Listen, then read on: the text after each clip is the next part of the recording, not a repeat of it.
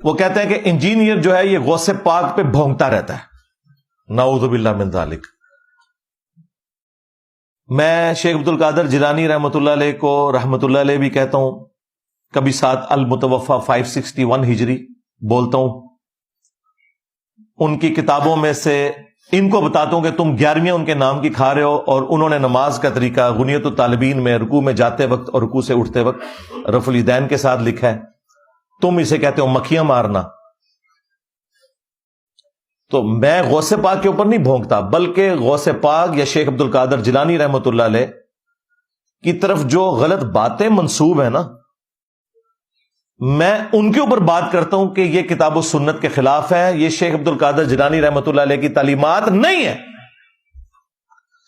آج اگر ہم کرسچنز کو جیزس کرائسٹ عیسیٰ ابن مریم کا صحیح سٹیٹس بتاتے ہیں تو کیا اس کا مقصد حضرت عیسیٰ ابن مریم کی توہین کرنا ہوتا ہے؟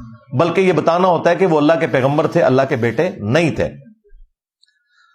تو شیخ عبد القادر جیلانی کے نام کے اوپر جو تم نے ڈرامہ بازی کی ہے اور چندے ہتھیائے ہیں، ہم تمہاری عوام کو بتاتے ہیں کہ عبد القادر جیلانی رحمۃ اللہ علیہ کی طرف جو منسوب تمہاری یہ ساری کی ساری چیزیں ہیں، یہ بالکل فراڈ کے اوپر مبنی ہے۔ اس میں شیخ عبد القادر جیلانی کی توہین کہاں سے آ گئی؟ تم نے ان کی توہین کروائی ہے۔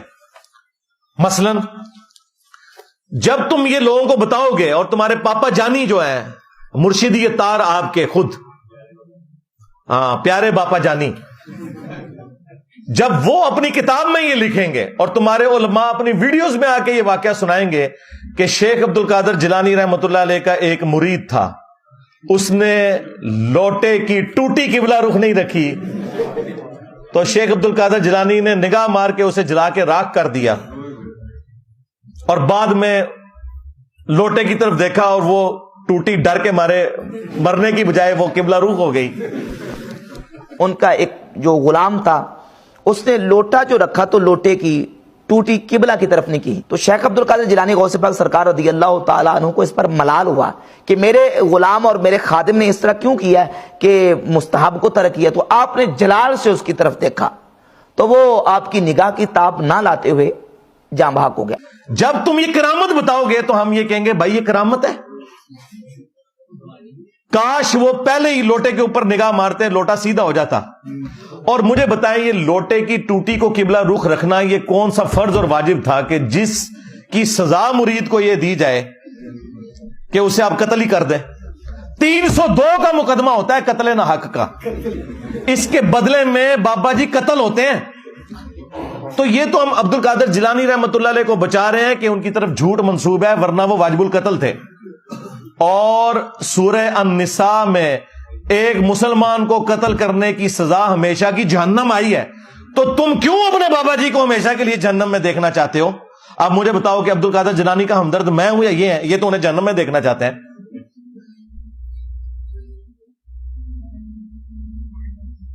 نگاہ مار کے بندہ ساڑ دیا، اور دیکھیں وہ مرید بےچارہ پوری زندگی وضو کرواتا رہا کہ میں اپنا ایمان سلامت لے کے جاؤں گا، وہ بےچارہ اپنے ایمان سے بھی گیا اور بابے کا بھی ایمان ساتھ لے گیا۔ ہاں، یعنی صرف خود نہیں جہنم میں گیا، بابا بھی لے گیا جہنم میں، اگر یہ بات درست ہے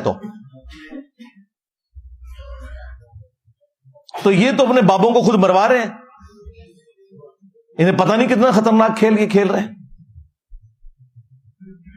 اور پھر ہم سے یہ کہتے ہیں جی ہمارے بزرگان دین جو ہے وہ نبی کے طریقے کے اوپر ہے۔ یہ نبی کا طریقہ ہے کہ جی لوٹے کی ٹوٹی کی بلا رخ نہیں ہے تو ساڑ دو بندہ؟ ہائے ہائے،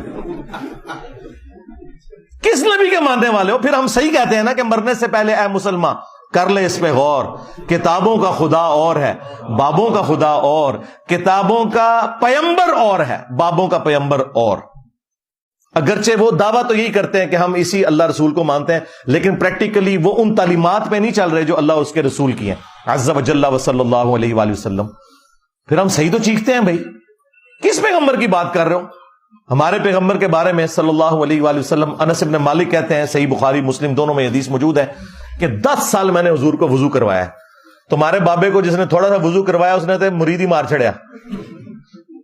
10 سال حضور کی خدمت میں رہا، میں 10 سال کا بچہ تھا، میری والدہ چھوڑ گئی کہ یہ آپ کی خدمت کرے گا، اور جب 20 سال کے ہوئے تو نبی الاسلام دنیا سے تشریف لے گئے۔ وہ کہتے ہیں 10 سال میں نبی الاسلام کے خادم کی حیثیت سے رہا، 10 سالوں میں آپ نے ایک دفعہ بھی مجھے کبھی نہیں کہا کہ تو نے یہ کام کیوں کیا اور یہ کیوں نہیں کیا. کبھی ڈانٹا بھی نہیں. میں بچوں میں جا کے کھیلتا تھا, نبی علیہ السلام نے کام سے بھیجا ہوتا تھا, آپ علیہ السلام نے کبھی میرے اوپر غصہ نہیں کھایا. زیادہ سے زیادہ یہ ہوا ہے کہ باہر آئے اور پیار سے بلایا, 19 میں نے تمہیں کام بھیجا تھا, بس. ڈانٹا نہیں کبھی بھی. کیا, کیوں, کیسے, کبھی کچھ نہیں. بالکل بچوں کی طرح پیار کیا. اب مجھے بتاؤ, اگر عبد القادر جیلانی رحمت اللہ علیہ کی بزرگی بچانی ہے تو پھر یہ واقعہ تو پھر صراحتاً نبی علیہ السلام کی تعلیمات کے خلاف ہے. پھر انہوں نے جھوٹا قصیدہ غوثیہ منسوب کیا ہوا ہے عبد القادر جیلانی رحمت اللہ علیہ کی طرف. وہ گولڈا شریف میں بھی پڑھتے ہیں, اس میں لکھا ہوا ہے کہ تمام اولیاء کی گردنوں پہ میرا پاؤں ہے. استغفر اللہ. اندازہ کریں, کیا حضرت ابوبکر, عمر, عثمان و علی نے کبھی کہا کہ تمام صحابہ کی گردن پہ ہمارا پاؤں ہے؟ تو سرکار خلفۂ راشدین جیسا تو ہے ہی کوئی نہیں, تیرے سارے بابے تو شاہی کوئی نہیں ان کے مقابلے پہ. اچھا, یہ جو اس کو بار بار تکلیف ہوتی ہے جی بابت شاہی کوئی نہیں, یہ ایبسولوٹ جملہ ہے. کمپیرزن کرواتا ہوں, تم سب کا یہ عقیدہ ہے کہ بابت شاہی کوئی نہیں. جب تم لوگوں کو یہ کہانیاں کرواتے تھے کہ بڑے سے بڑا غوث, قطب, ابدال, وہ کسی صحابی کے گھوڑے کے قدموں کی بھی خاک کے برابر نہیں ہے, یہ کہتے تھے نا, کہانیاں کراتے تھے نا,